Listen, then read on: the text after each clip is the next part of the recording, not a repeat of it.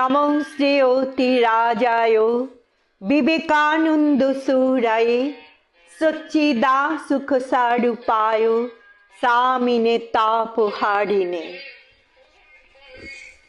ज्ञान भक्ति कर्म और राजयोगेर मूर्त प्रतीक तथा समाज संस्कारक संगठक और दार्शनिक विवेकानंद के যেভাবে মূল্যায়ন করা হোক না কেন এখনো তিনি পরিপূর্ণভাবে উন্মোচিত হননি বিশ্ববাসীর সামনে।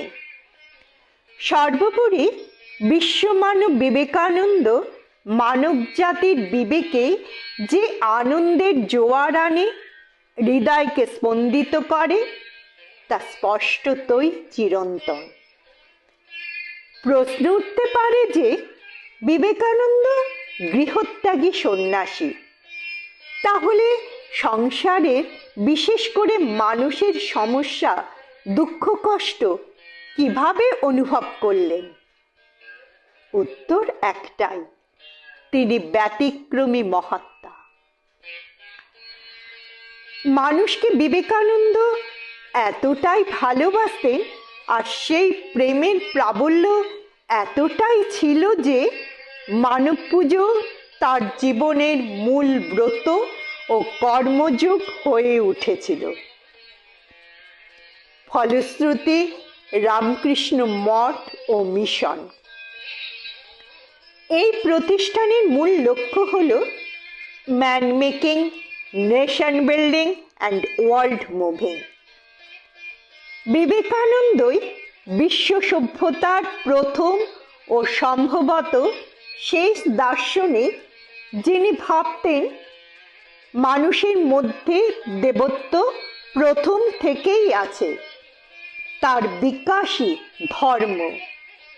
তার সারা জীবনের সাধনার সারসার এই, ব্রহ্ম হতে কীট পরমাণু, সর্বভূতে সেই প্রেমময়, মন প্রাণ শরীর অর্পণ কর সখে এ সবার পায়ে, বহুরূপে সম্মুখে তোমার ছাড়ি কোথা খুঁজেছ ঈশ্বর, জীবে প্রেম করে যেই জন সেই জন সেবিছে ঈশ্বর।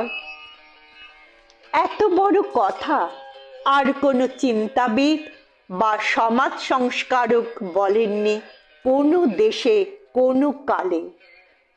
এই কটি বাক্যের মধ্যেই নিহিত আছে সর্বধর্মের মূল সারসত্য। বিবেকানন্দের কথায় মন্দির দর্শন, শাস্ত্র আলোচনা, আচার অনুষ্ঠান এসবই প্রকৃত ধর্মের আঙ্গিকে গৌণ। তার মতে পরোপকারী ধর্ম, অপরকে ঘৃণা করা পাপ অধর্ম। উনি বলেছেন, আমি বনে জঙ্গলে পাহাড়ে গুহা কন্দরে সাধু সন্ন্যাসীর মতো ভগবানের তপস্যা করে তার দর্শন লাভের মুক্তি চাই না, চাই সমস্ত মানুষের ব্যবহারিক জীবনের সুখ শান্তি ও নৈতিক উত্তরণের মাধ্যমে আধ্যাত্মিক মুক্তি।